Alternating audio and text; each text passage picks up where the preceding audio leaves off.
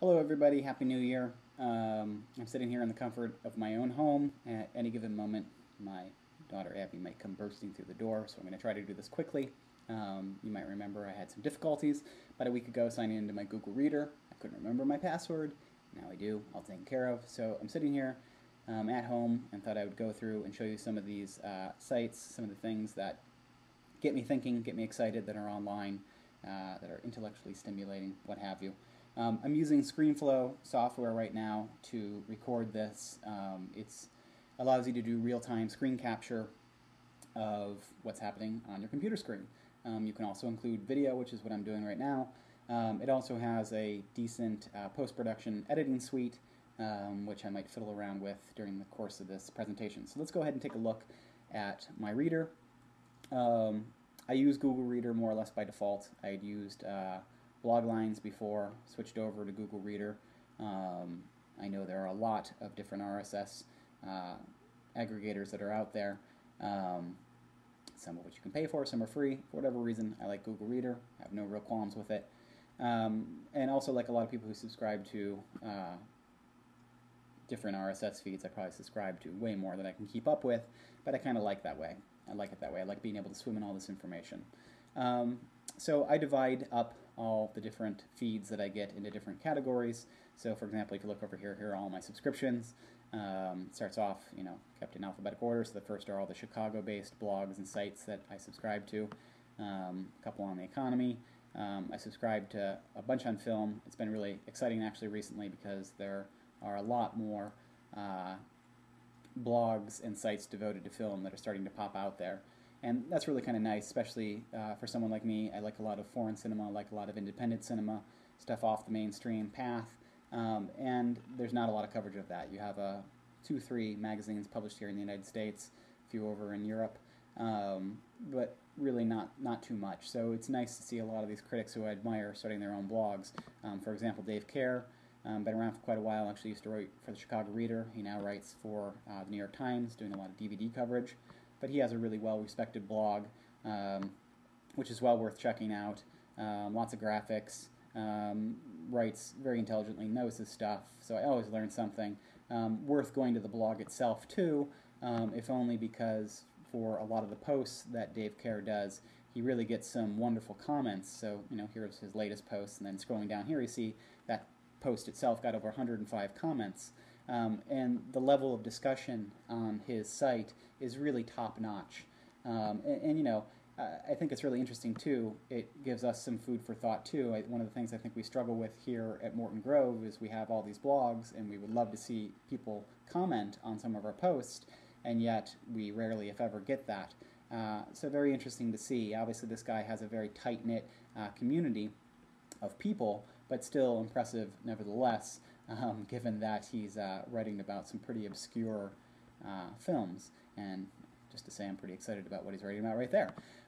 So heading back to the reader here, one other person I'd like to point out here in films who I really like is Jonathan Rosenbaum. I think he's probably and I say this is a bit of a superlative, but I really do think he's the greatest living movie critic out there right now. He just retired recently from the Chicago Reader. He has come online, incredibly smart guy, really has expanded the way I look and think about film. He is very political in his writings and writes from a very political perspective about film. And again, rock hard intelligence, as well as always presents incredible new perspectives on films that I've seen, or writes about films in such a way that I can't wait to get out there and find some of these films and watch them.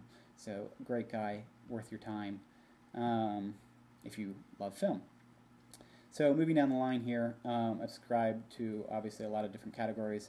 I did talk some about some of the library blogs that I subscribe to. Again, I mentioned John Bleiberg. We're not going to go to his site, but just a quick recap. Works out of the Darien Public Library right now, but I think pound for pound probably the best writer and best thinker out there about Library 2.0 issues, i.e. using the web as a platform, web as a place of collaboration, et cetera, content creation. But he really, I think, thinks these issues through to a level that I don't see other Library 2.0 evangelists really doing. I wish he would write more, and he doesn't. But he is out there. He usually does attend a lot of these conferences. Sometimes you can find some, video feeds or podcasts with him. The Shanaki Tour, for example. I don't know if any of you guys followed that. A couple of the gentlemen from Europe who came over and traveled to a bunch of different libraries here in the United States interviewed him, which was exciting.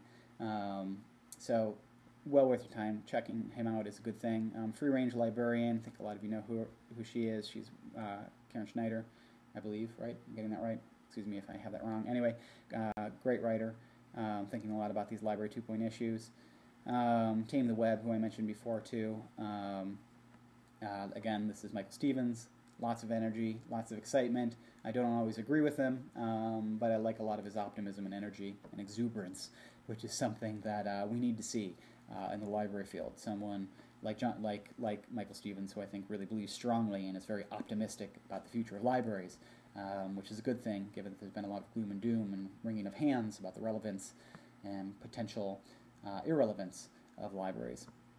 So some of the stuff I didn't talk about is, I think I mentioned before, I'm very interested in content creation. The fact that there are millions of people, especially younger people, 25 and younger, so-called digital natives, who are no longer passively consuming information. For example, they're not just coming into the library to check out a book, if they're even coming into the library at all, and passively consuming that information and returning it. They are now creating information, their own content, they're editing it, they're distributing it, they're commenting on it, they're remixing it, they are creating communities and collaborating around it in record numbers, by the millions. And I think this is something that is really exciting and something that libraries really need to be a part of and be aware of, because the way people are interacting with information is really, really radically different than it was even 10 years ago. And this, again, is especially true of this crowd, 25 and younger, who are our future library patrons. And right now, to them and most all of us, as we already know, is that through the OCLC reports, right, is that the brand people think about when they think about libraries is books, which is great. That's a powerful brand.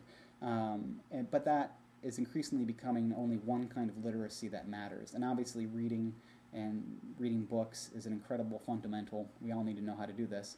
But in the 21st century, there are a variety of new literacies that are important and that matter.